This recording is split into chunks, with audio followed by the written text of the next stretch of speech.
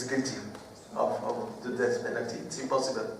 So if everybody agrees there's something sketchy here, so he's acquitted. This is weird ways of saying things. I mean, it's not the Western way. Anyway, in the Jewish judgment, we don't put to death anymore. Thank God. We stopped like the penal courts. We stopped at the destruction of our temple 2,000 years ago. So we have less strength in rabbinical judgment since those times. And the Mishnah in the same place that talks about murderous court that put to death once in every 7 years or 70 years, it depends on who's talking, who's right. They say, well, there's an example of Shimon ben Shattah, who was a rabbi, one of the great rabbis at the time. He hanged 80 witches in a single day in Ashkelon. So 80 witches that were accused of sorcery or witchcraft were put to death in one day. And you say, how? You see, once in 70 years, it's too much. This guy hangs 80 person in one day. I mean, how come? And it's explained with another concept, which is Hora'at Sha'a, which means, I translated here, a momentary sentence or emergency measure, which means that when a judge sees that things go away, they may judge not according to the Torah, but according to exceptional choices, like this one. Apparently there was too many witchcraft or whatever. You know that witchcraft is forbidden by Torah. You want the sorcerer, the witch has to be put to death anyway. They didn't joke at those times. And we come to the second part of my talk, which is mediation, restorative justice. So the concept exists in the Torah, in Judaism. It is called Peshara. Peshara. It comes from a root, Peshara, P-Sh-R. It's complicated. We have sounds that don't have letters. Sorry for that. And the root means two things. It means first understanding or giving an explanation. So Peshara would mean like an explanation one to each other, or it may be a mix of two, like in Hebrew Luke, what are Luke?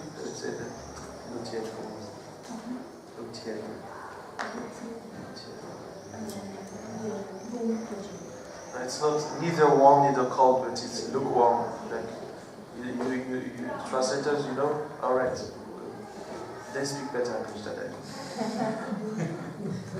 So it's not when something is not cold. In Hebrew we say "mai poshrim," which means like when you take your bath, it's the temperature, like 30 degrees. It's neither cold, neither hot.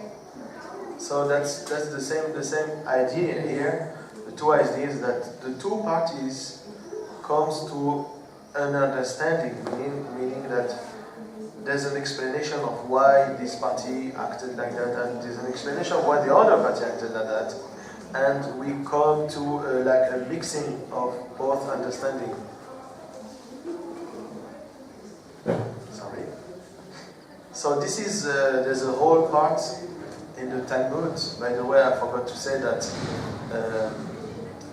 there are treaties or orders in the oral law in the Talmud and Mishnah Talmud, and you have 4 that are dedicated to judgment and law and justice, which is Bava Kama, Bava Mesiah, Bava Batra. I tell you it's okay, and Sanhedrin, all orders. And So there's a whole passage in Sanhedrin, Talmud Sanhedrin, a few pages that talk about this mediation, about Peshara. And we say Peshara is superior to law. It's preferable. And there's an obligation to every tribunal, every court, to propose first Peshara. Mediation is to be proposed first, then judgment.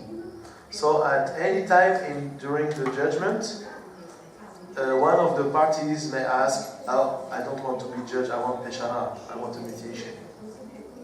Up to the end. I mean, they have up to the when the judge say, "Okay, this one is guilty, this one is not guilty," and up to here, you can stop and ask for mediation.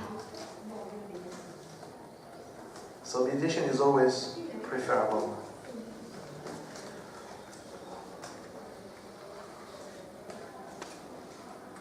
And so we would, during the questions, I think we should ask why.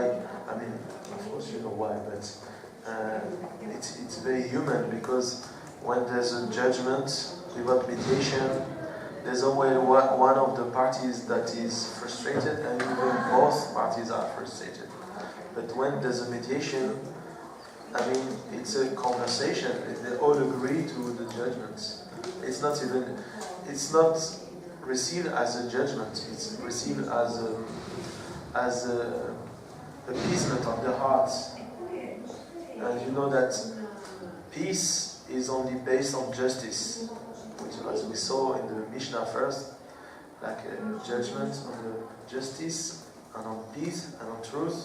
The world stands and the world exists, and of course all those are the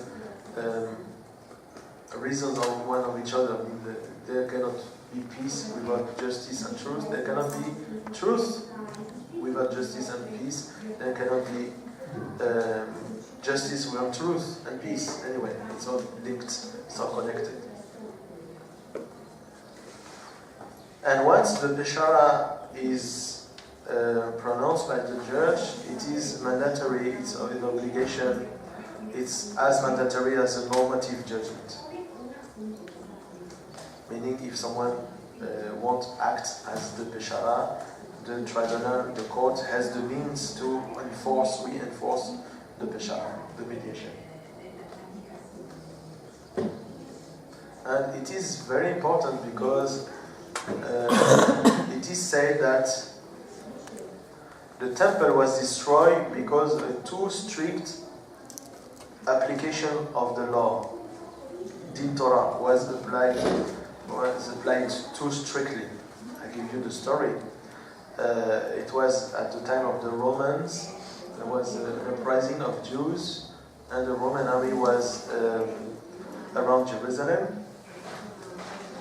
And during the siege of Jerusalem, the Romans offered a sacrifice to the temple, because Romans recognize all the gods, and they recognize also the God of Israel. So, but they offered a pig.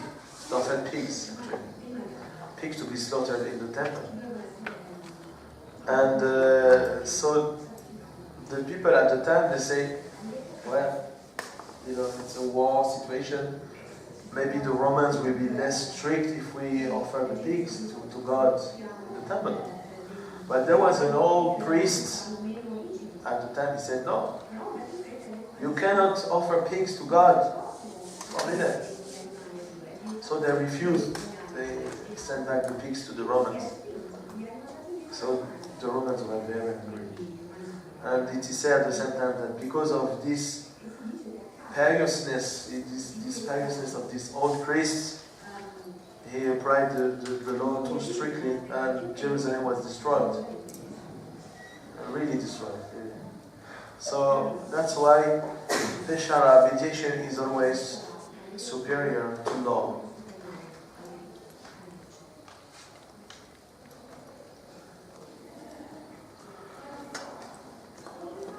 So now you have like a small introduction of what Judaism say about justice and mediation, and now we can enter the real real thing, which is the real problem.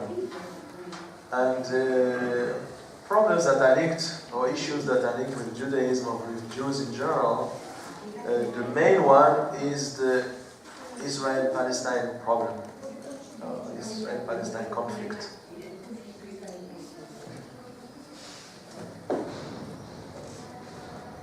In France,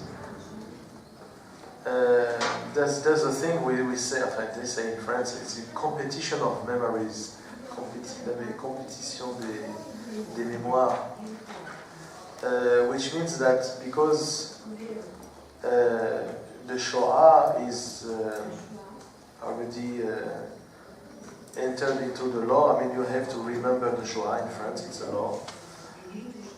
And then people that suffered other things, like Palestinians that suffered the Nakba, or blacks that suffered slavery, they say, okay, we want also an official day of remembrance.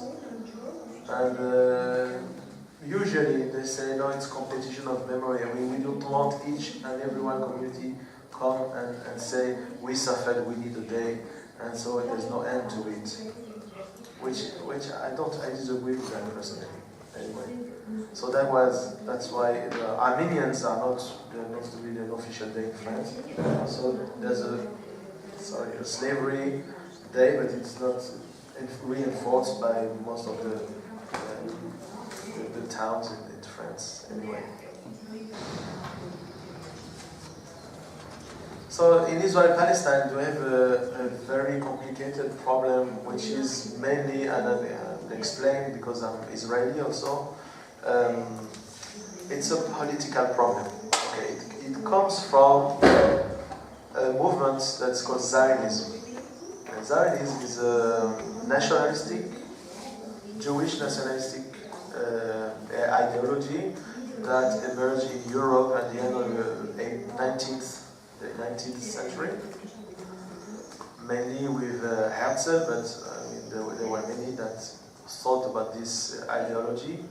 It's a nationalistic ideology, and I say it again, because Jews, as you know, Judaism, it's a special religion. The Torah is the religion of a family. We can call it a nation or people. It's a family, the family of Jacob.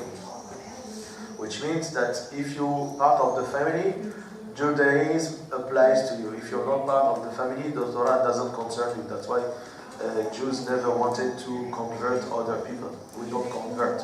Or you're part of the family and it applies, or you're not part of the family and it's okay. Salvation has other ways. That's why it's even in the Jewish law, the canonical law, when someone wants to convert to Judaism. There's no real conversion, and I'll come back to that. And so the rabbis say that if you think we have the only way to, if we are the only way to salvation, you're wrong. I mean, be yourself a good man, a good human being in your own tradition, and it's okay. You have the same right that everyone to paradise or to afterlife or whatever, or the godly retribution. Anyway, so to be part of the family of Jacob, so there's filiation, that you come from Jewish parents. There's wedding, marriage. You can come into a family by marriage, and you can come a family by adoption, being adopted. That's what we call conversion. Conversion is not really conversion; it's an adoption. We learn it from the book of Ruth.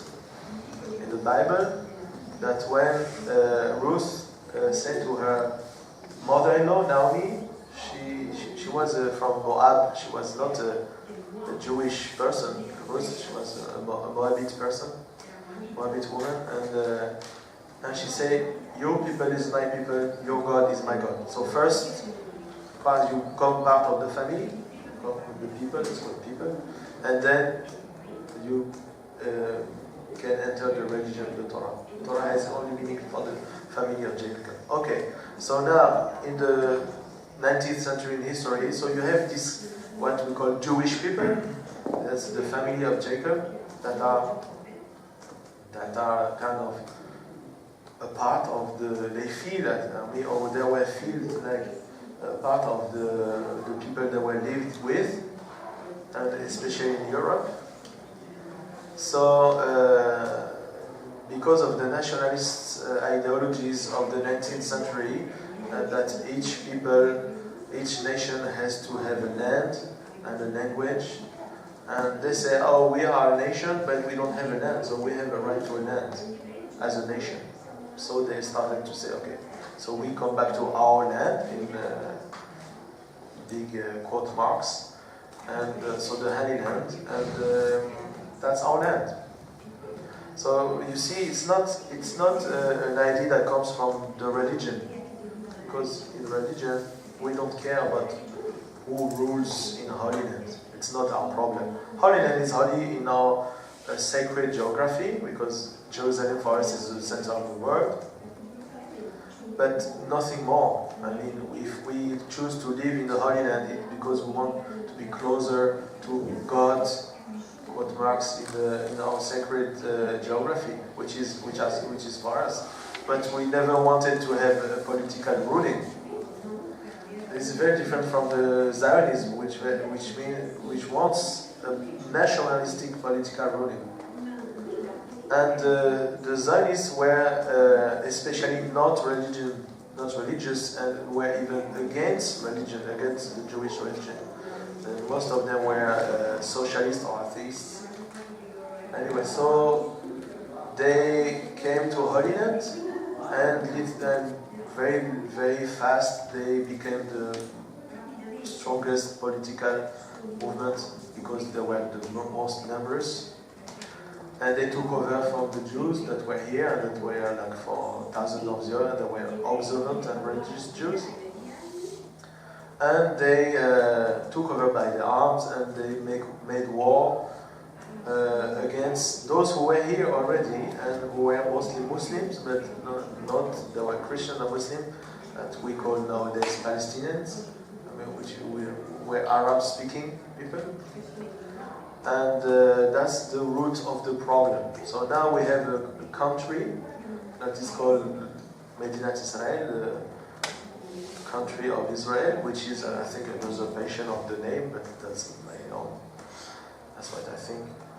And on the other side, we have the Palestinians who were exiled by the Zionists and live in exile nowadays in Arab countries. And each one sees oneself as the victim of the other. The Palestinians see themselves as the victims of the Israelis, and the Israelis see themselves as the victims of the target of the Arabs and the Palestinians. But it's a little more complicated than that, because in fact, the first victim of Zionism are the Jews themselves, which were victims of this ideology, because when you live in exile and someone say, oh, there's a Jewish country, and when you hear Jewish, you think religious Jewish, you think religion. And they came like innocently to this movement, and that's how they came to Israel. And they were lured. I mean, it's a big. It's not. I mean, they were the first victims of this. I mean, most of the Israelis are in Israel. They don't know why they're here. I mean, why their parents came or their grandparents came. I mean, they are there now.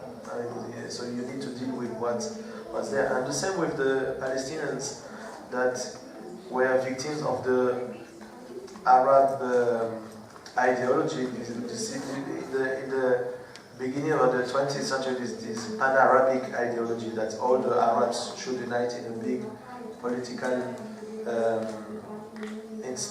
being that goes from Mauritania to Iraq and over. And so these pan-Arabic ideologies used Palestinians as a tool or as a weapon against Israel.